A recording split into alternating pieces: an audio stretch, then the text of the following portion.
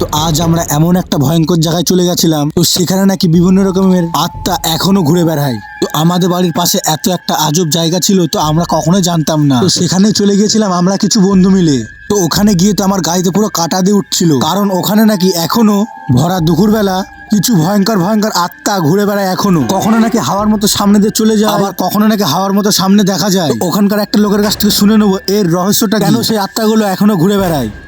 সন্ধ্যার পরে অনেক কিছুই দেখা যায়, সবার মতো মানুষ, ঠিক আছে।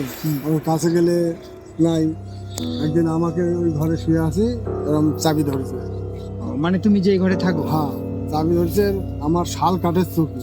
হ্যাঁ, বুঝিস তো? হ্যাঁ। সে শাল কাঠের চৌকি কসমস কসমস করছে, ঠিক আছে। হ্যাঁ।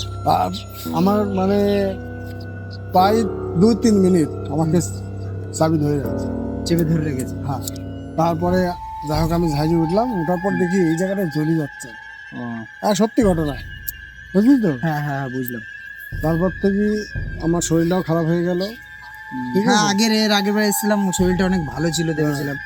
এই তো আর ধরো রাতে দেখা যায় এই যে দেখা যাচ্ছে, একদিন দেখছি ওই ওই জাম গাছে একটা সাদা কাপড় পরে একটা লোক বসে আছে, একটা বউ, বুঝলিস তো? হ্যাঁ, বুঝতে পারলাম। মাঝে মাঝে এরকম দেখা যায়, ওই যে ওইদিকে ধরো ওইটা তো কবরস্থান, ওই সামনে না? ওইদিকেও খুব এইসব আত্মা ঘুরে বেড়ায়।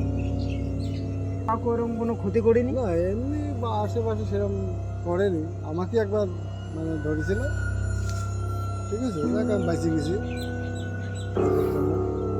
মানে তুমি এখানে থাকো, তাই তো? তোমার বাড়ি এখানে?